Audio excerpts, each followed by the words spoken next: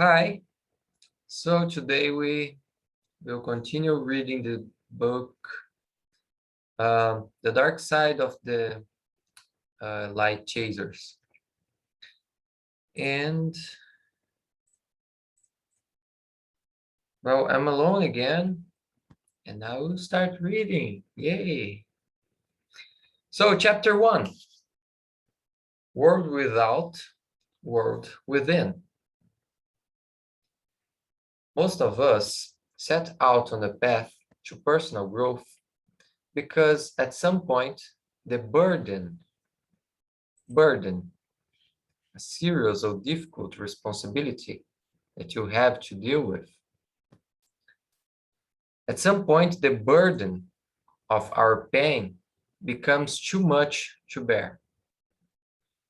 The dark side of the light chasers is about unmasking that aspect of ourselves, which destroys our relationships, kills our spirit, and keeps us from fulfilling our dreams. It's what the psychologist Carl Jung called the shadow. It contains all the parts of ourselves that we have tried to hide or deny. It contains those dark aspects that we believe are not acceptable to our family, friends, and most importantly, ourselves. The dark side is stuffed. Well, someone who is stuffed has eaten until they feel full or ill. So the dark side is stuffed deeply within our consciousness, hidden from ourselves and others. The message we get from this hidden place is simple. There's something wrong with me. I'm not okay. I'm not lovable. I'm not deserving. Not worthy. Many of us believe these messages. Okay, so what is your shadow? Your shadow is every aspect that you deny, that you want to hide, that you don't like it. So every aspect of you that you judge it's not okay is called a shadow. And we will see why it's important to accept our shadows. So many of us believe these messages. We believe that if we look closely enough at what lies deep within us, we will find something horrible. We resist looking long and hard for fear of discovering someone we can't live with. We fear ourselves. We fear every thought and feeling we have ever repressed. Many of us are so disconnected from this fear, we can only see it by reflection. We project it onto the world, onto our family and friends, and onto strangers. Our fear is so deep that the only way we can deal with it is either to hide or deny it. We become great imposters who fool ourselves and others. We become so good at this, we actually forget that we are wearing masks to hide our authentic selves. We believe we are the persons we see in the mirror. We believe we are our bodies and our minds. Even after years of failed relationships, careers, diets, and dreams, we continue to suppress these disturbing internal messages. We tell ourselves we're okay and that things will get better. We put blinders over our eyes and plugs in our ears to keep the internal stories we create alive. I'm not okay. I'm not lovable. I'm not deserving. I'm not worthy. Instead of trying to suppress our shadows, we need to unconceal, to reveal, own and embrace the very things we are most afraid of facing. By own, I mean acknowledge that a quality belongs to you. It is the shadow that holds the clues, says the spiritual teacher and author Lazarus. The shadow also holds the secret of change, change that can affect you on a cellular level, that change that can affect your very DNA. Our shadows hold the essence of who we are. We hold our most treasured gifts. By facing these aspects of ourselves, we become free to experience in glorious totality, the good and the bad, the dark and the light. It's by, it's by embracing all of who we are that we earn the freedom to choose what we do in this world. As long as we keep hiding, masquerading, and projecting what is inside us, we have no freedom to be and no freedom to choose. Well, let me say, today I watched that movie Soul uh, by Disney Pixar. And well, there was a soul there uh, that it refused to come to Earth because um, it hasn't found like a purpose for living or a mission. And actually the purpose was of this soul was actually just live, just enjoy life. But ever teacher this soul had teached it that it should be something to be done, something to be built. But actually, this soul had its own its own purpose on life. Just enjoy life, just to live, just to experience everything. It was the only purpose of its life.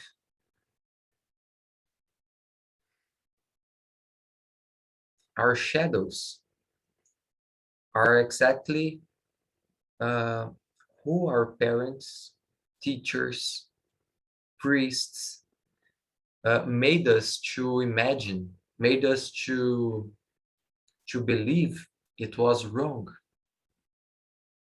But what's wrong and what's right? If that's just an aspect of me,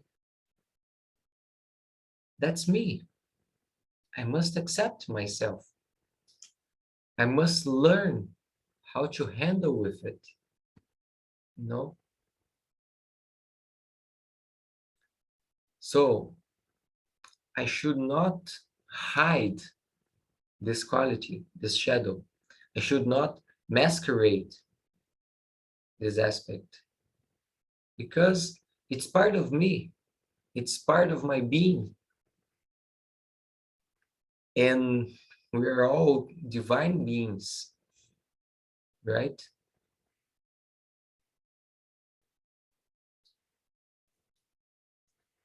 Our shadows exist to teach us, guide us, and give us the blessing of our entire selves.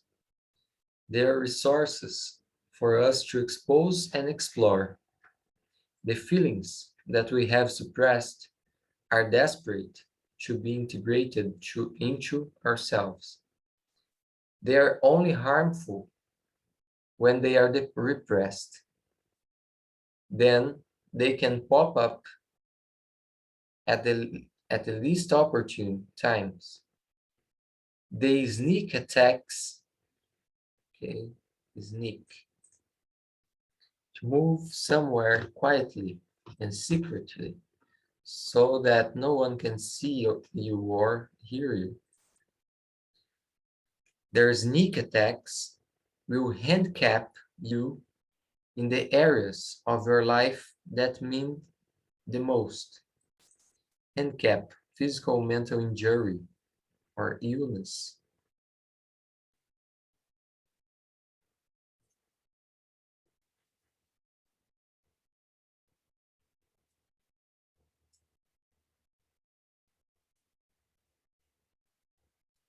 Your life will be transformed when you make peace with your shadow. The caterpillar will become a breathtaking, beautiful butterfly. You will no longer have to pretend to be someone you're not.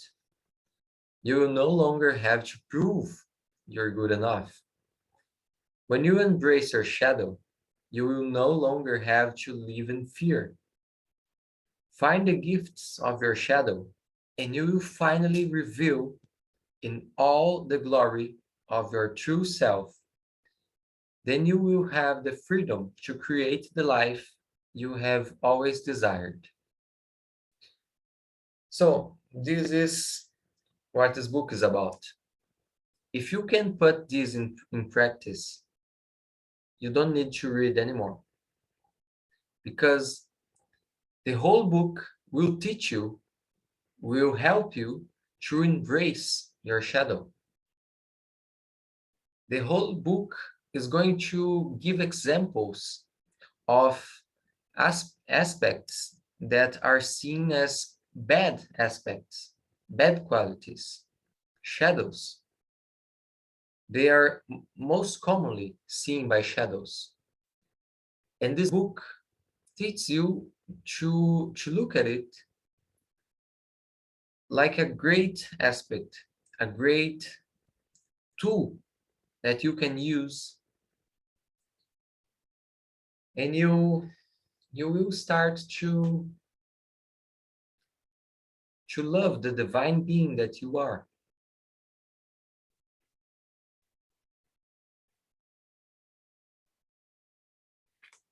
Every human being is born with a healthy emotional system. We love and accept ourselves when we are born. We don't make judgments about which parts of us or of ourselves are good or which parts are bad. We dwell, we live in the fullness of our being, living in that moment and expressing ourselves freely. As we grow older, we begin to learn from the people around us. They tell us how to act, when to eat, when to sleep, and we begin to make distinctions. We learn which behaviors bring us acceptance and which bring us rejection. We learn if we get a prompt response or if our cries go unanswered. We learn to trust the people around us or to fear the people around us. We learn consistency or inconsistency. We learn which qualities are acceptable in our environment and which are not. All of this distracts us from living in the moment and keeps us from expressing ourselves freely.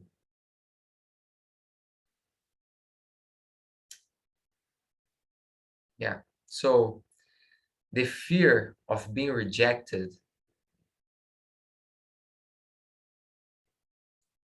this is something very difficult to handle with.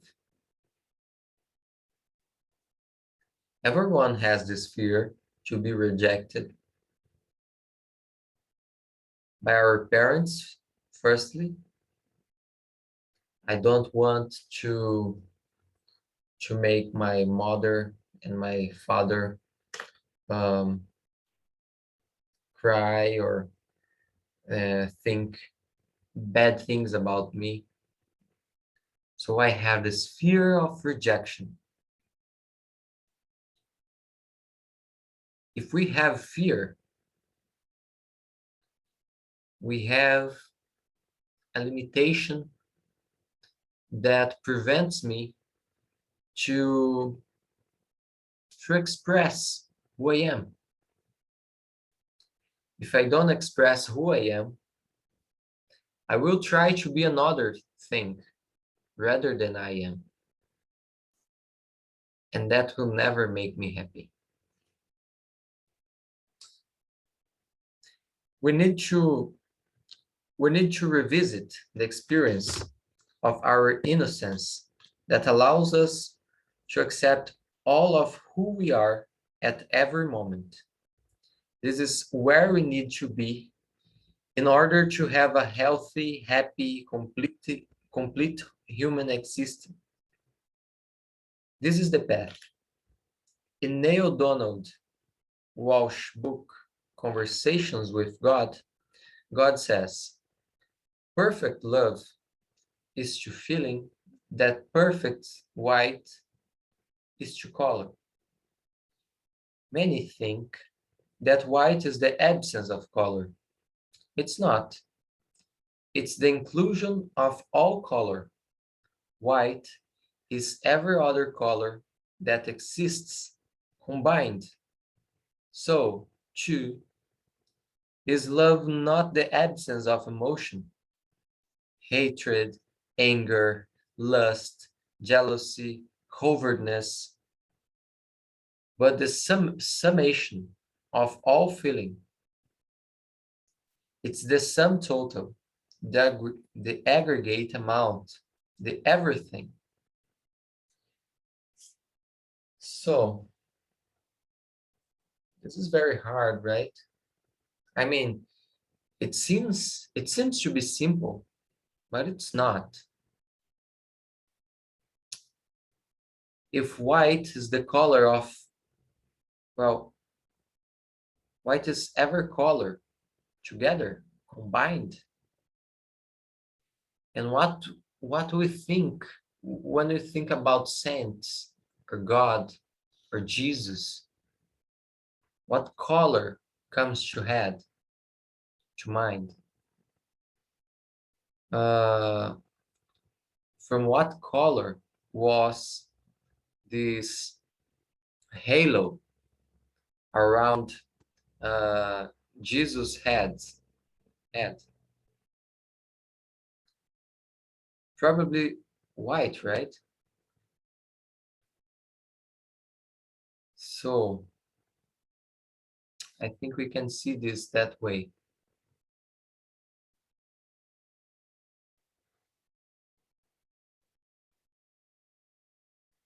What we think that's evil is just something that we project, our minds project. We make these distinctions about what is good or bad. So the calling here is to be present, to be aware of the moment,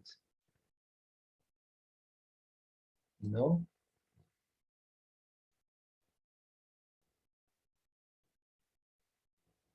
Okay. Love is inclusive. It accepts the full range of human emotion, the emotions we hide, the emotions we fear. Jung once said, I'd rather be whole than good. How many of us have sold ourselves out in order to be good, to be liked, to be accepted? Oh man, how many of us have lied trying to maintain a status appearance? Yeah, most of us were raised to believe that people have good qualities. Or sorry about this. Okay. Most of us were raised to believe that people have good qualities and bad qualities. And in order to be accepted, we had to get rid of our bad qualities, or at least hide them. This way of thinking happens when we begin to individuate as we distinguish our fingers from the slats of our crib and distinguish ourselves from our parents. But as we get older, we realize an even greater truth that spiritually we are all interconnected. We're all part of each other. From this point of view, we need to ask whether there really are good parts and bad parts of us, or are all parts necessary to make a whole? Because how can we know good without knowing bad? How can we know love without knowing hate? How can we know courage without knowing fear? This holographic model of the universe provides us with a revolutionary view of the connection between the inner and the outer world. According to this theory, every piece of the universe, no matter how sliced, contains the intelligence of the whole. We, as individual beings, are not isolated and random. Each of us is a microcosm that reflects and contains the macrocosm. Micro, macro. If this is true, says consciousness researcher Stanislav Grof, then we each hold the potential for having direct and immediate experiential access to virtually every aspect of the universe, extending our capacities well beyond the reach of our sense. We all contain the imprint of the entire universe within ourselves. As Deepak Chopra puts it, we are not in the world, but the world is within us. Each of us possesses ever existing human quality. There is nothing we can see or conceive that we are not, and the purpose of our journey is to restore ourselves to this wholeness.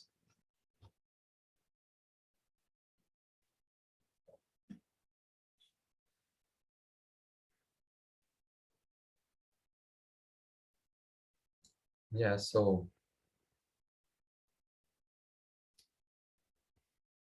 what I could say about people around me,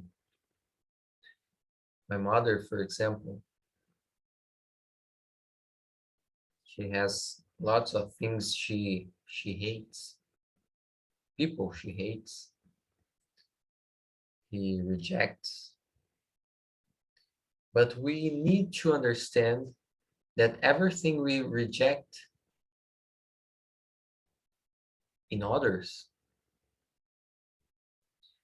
are aspects that that I own, that I possess. I can only see in others the qualities I know I have.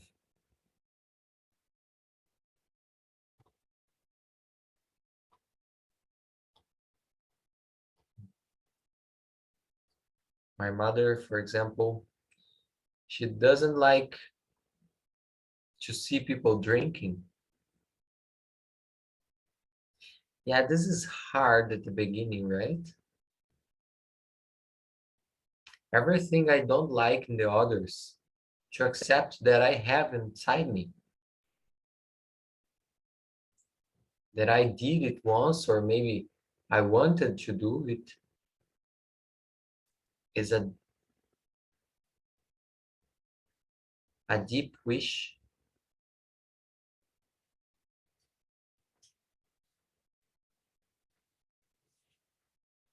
Yeah, so the purpose of our journey, of our life, is to restore ourselves to this wholeness.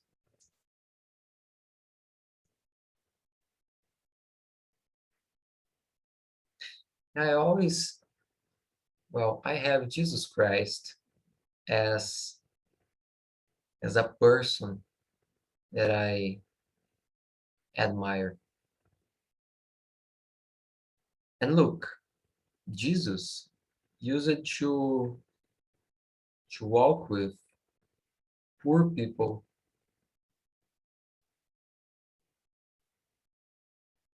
people rejected by the society.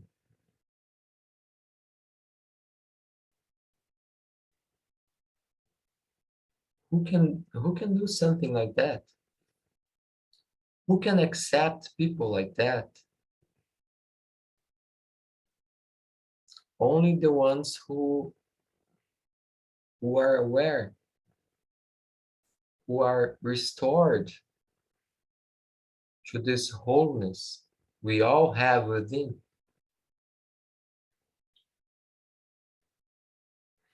The saintly and the cynical, the divine and the diabolical, the courageous and the cowardly, all these aspects lie dormant in us and will act out if they are not recognized and integrated into our psyches. Many of us are frightened of the light as well as the dark. Yeah, that's true. Many of us are frightened to look within ourselves, and fear has us put up walls so thick we no longer remember who we really are. Yeah, fear. Fear of the dark. Fear of the dark. But we also have fear of the light. Could you imagine something that, for example, I always wanted to be a teacher. I always wanted to teach. And what would happen if someday I started to believe that I could actually be an extraordinary teacher? I could lead workshops, for example, seminars, that it would make me rich. So if I start imagining those things, eventually I will become afraid of the great people I can be. Yeah, we have fear. We have fear of the light as well, not only the darkness.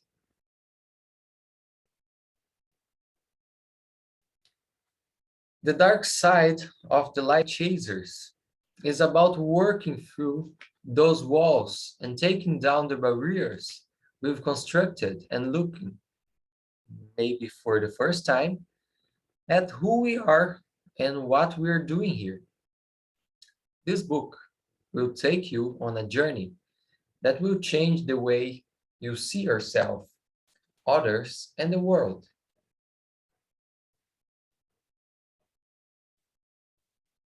It will lead you to open your heart and fill it with awe and compassion for your own humanity.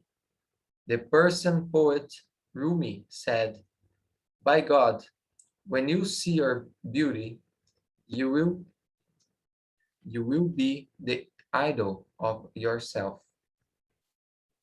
In these pages, I offer a process for discovering the beauty of your authentic self.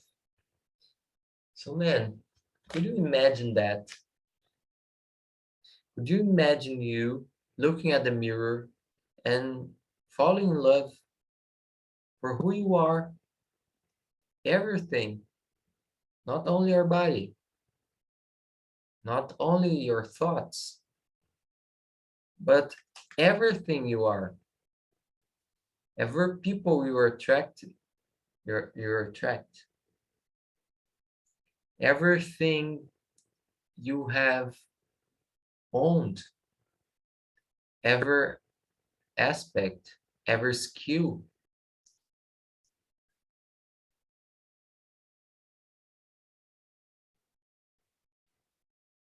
Can you imagine you being an idol of yourself? You discovering this God within.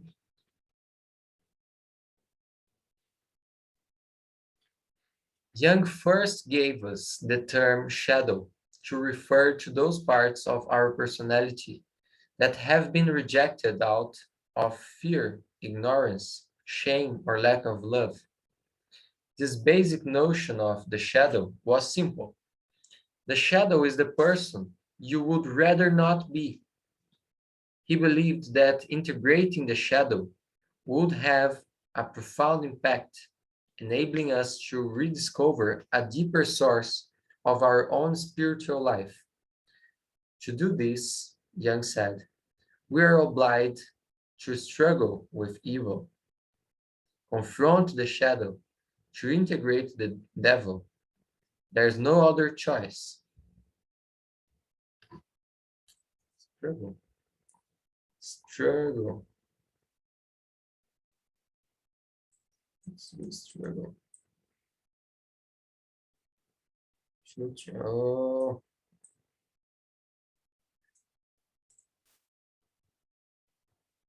To try hard to do something that you find very difficult.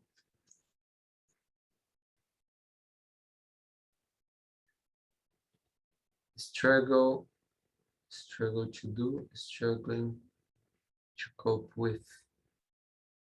Struggle if with they've had to struggle with the painful process of modernization. We're obliged to struggle with devil. Oh, sorry.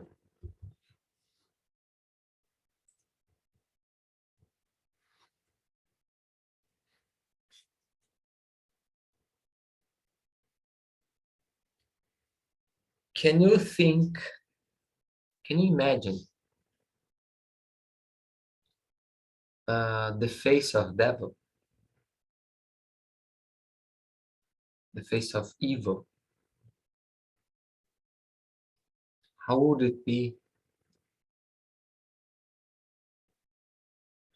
And could you imagine that all the aspects that you said, your form, your creation of devil is, all these qualities are in you. All those shadows that you blame devil for having them, you have as well.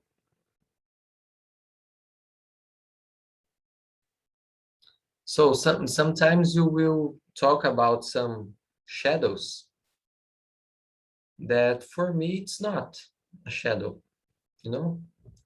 For example,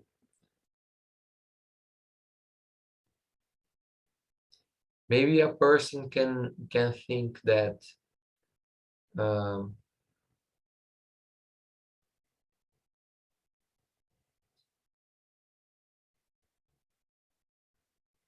that having a lot of girlfriends or dating a lot of girls could be something very bad. And for other people, it's not. It could be normal or acceptable. So this is what I say. This is what I mean. Every person has its own image of devil. And this devil is within. So I am the devil and I am the God. I am the good guy and I am the bad guy.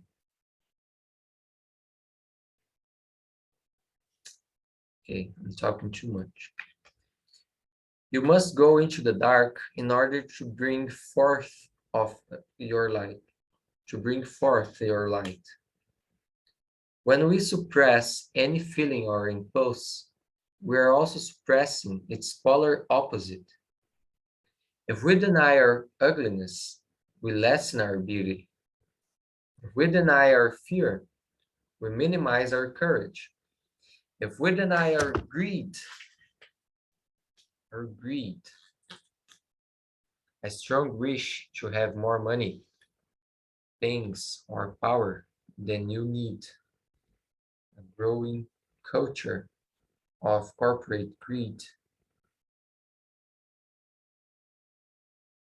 for powers. Okay. Now wish for have more money and power. If we deny our greed, we also reduce our generosity, our full magnitude is more than most of us can ever imagine. If you believe that we have the imprint of all humanity within us, as I do, then you must be capable of being the greatest person you ever admired, and at the same time capable of being the worst person you ever imagined. This book is about making peace with all these sometimes contradictory aspects of yourself. My friend Bill Spinoza, a seminar leader for landmark education, says, "Why you can't be with won't let you be. What you can't be with won't let you be." Okay. You've got to learn how to give all of who you are permission to exist. Yeah, we must give permission to ourselves to exist, right?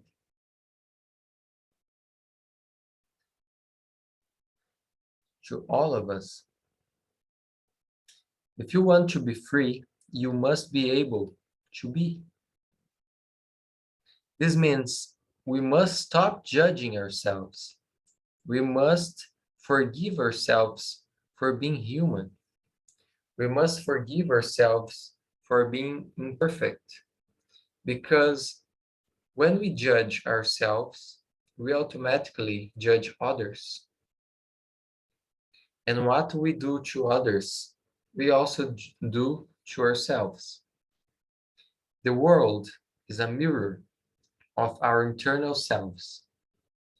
When we can accept ourselves and forgive ourselves, we automatically accept and forgive others. This was a hard lesson for me to learn. 13 years ago, I woke up on the cold marble floor of my bathroom. My body ached and my breath stank. I had been another night. It had been another night of parties and drugs, and then, of course, being sick. When I stood up and looked at the mirror, in the mirror, I knew I couldn't go on this way. I was 28 and still waiting for someone to come and make me okay. But that morning I realized that no one was coming. My mother wasn't coming, my father wasn't coming, and my prince on the big white horse wasn't coming. I was at a crossroads in my drug addiction. I knew that very soon I would have to choose between life and death. No one else could make this choice for me. No one else could take away my pain. No one could help me until I helped myself. The woman standing in the mirror shocked me. I realized I had no idea who she was. It was as if I were seeing her for the first time. Tired and scared, I reached for a phone and called for help. My life changed drastically.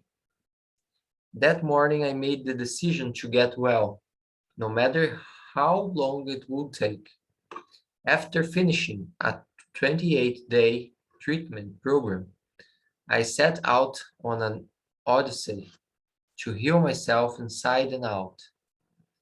It seemed like an enormous task, but I knew I had no choice.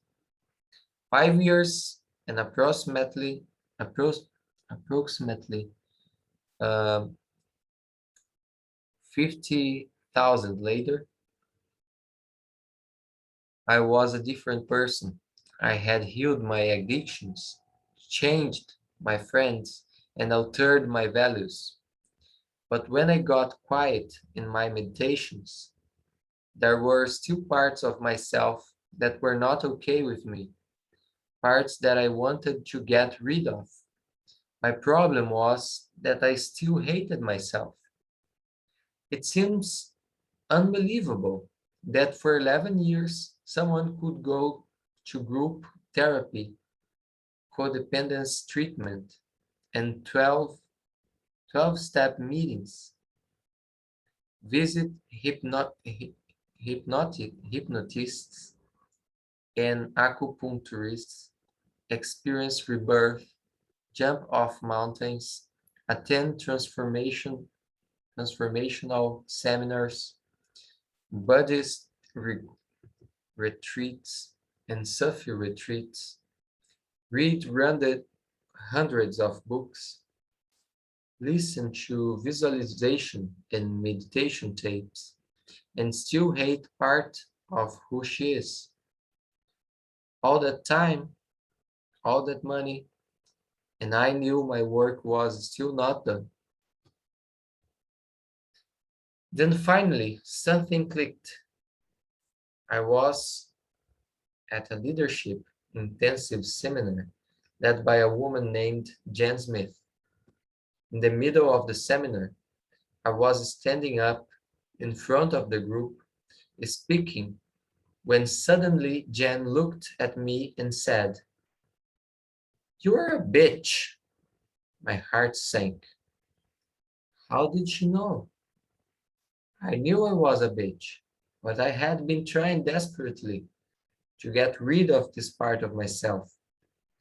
I had worked hard to be sweet and generous to compensate for this awful trait. Then this this passionate, passionate, this passionately, Jen asked me why I hated this part of myself. Feeling small and stupid, I told her It was the part of me that caused the most shame. I said that being a bitch had only brought myself and others pain. Then Jen said, what you don't own owns you. I could see how being a bitch owned me. I worried about it all the time, but I still didn't want to own it. What is good about being a bitch? She asked. As far as I could see, there was nothing good about it. But then she said, if you were building a house and the contractors were running over budget and were 3 weeks late, do you think it would help to be a little bitchy? Of course, I said yes. When you need to return merchandise in your business, does it help to be a bitch at times? Of course, I said yes. Jen asked me if I could see now that being a bitch at certain times was not only useful, but a great quality to possess if you wanted to get things done in the world. Suddenly, this part of myself, which I tried desperately to hide, deny, and suppress, was set free. My whole body felt different. It was as if I had just dropped 100 pound weight from around my neck. Jen had taken this aspect of myself and showed me that it was a gift, that it was not something to feel shameful about. If I allowed if I allowed it to exist, I would have to act it out. I would be able to use it instead of it using me. Okay, this is very interesting, right? So, I know a guy that his shoulders are normally for like this, you know, are normally, you know, the neck is curved, it's bent. And when someone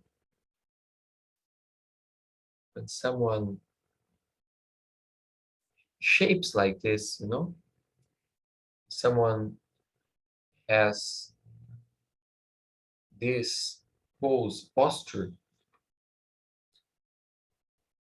uh, you can know that this person try to hide something. He has a weight on his shoulders, so he cannot move freely, you know? Here she says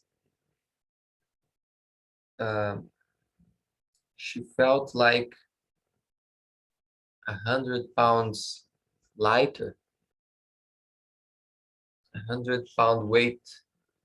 She just dropped the 100 pound weight from around my neck. Yeah. So she judged herself for being a bitch because for her it was something that was bad, only bad, and it could not be good. Yeah. We have already understand it, right?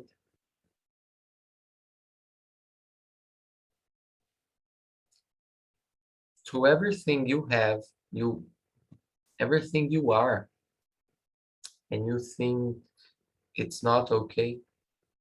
It owns you. If you don't embrace this, it owns you. It controls you.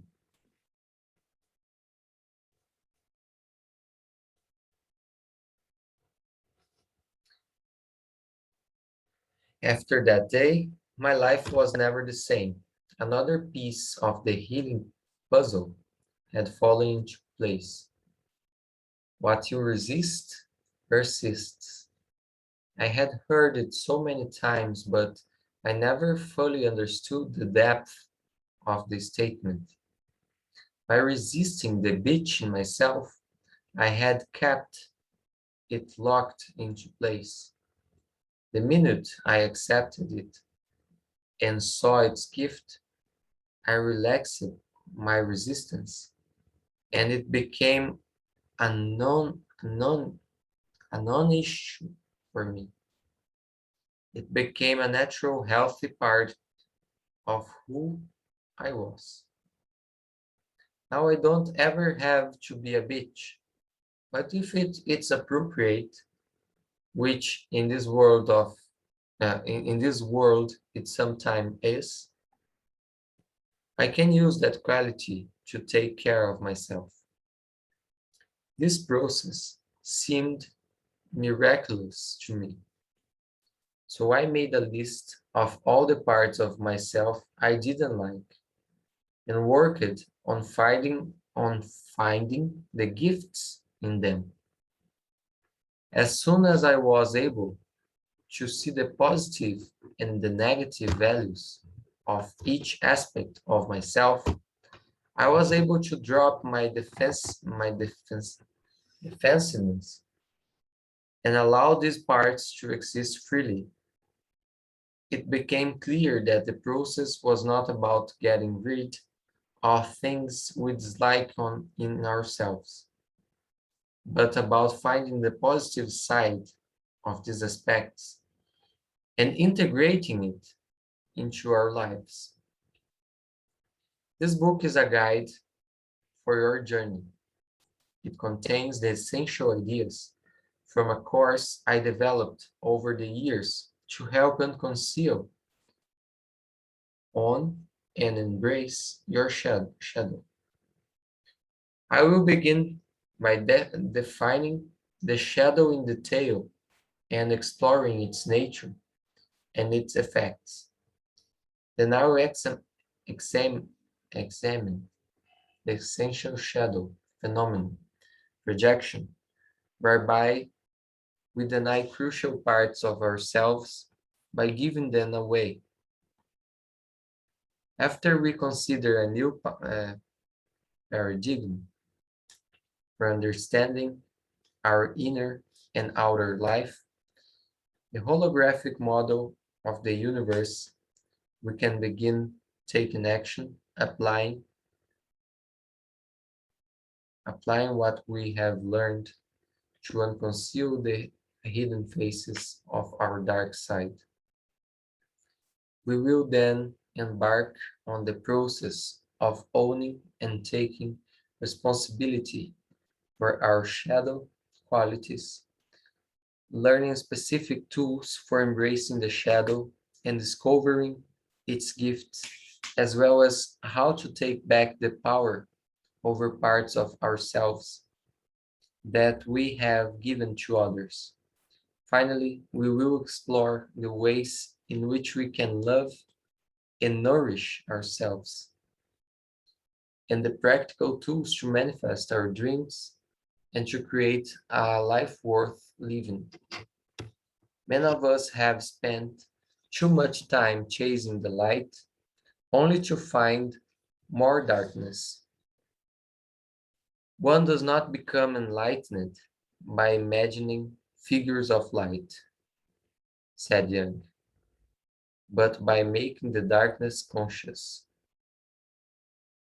The dark side of the light chasers will guide you on your way to unconcealing, owning, and embracing your shadow.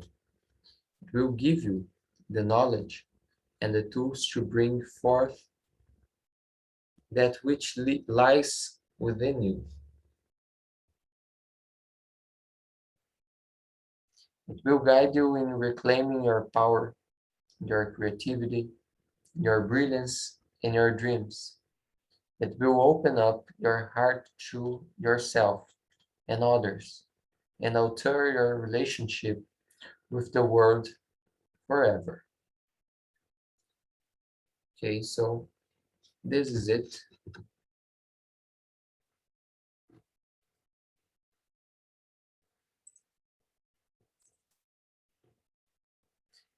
That's it for today. If you are watching until here, I appreciate it. Thank you very much. Um, I know my English is not perfect. I know that I'm not the more able person to do this study. And I know I'm doing this alone. But I will try to go to the end, you know. I'll try to do my best here. I think that I'm improving my English while I'm helping my self-improvement, my self-knowledge. And I hope that I can help other people to accept its shadows as well. So that's it. Thanks for watching.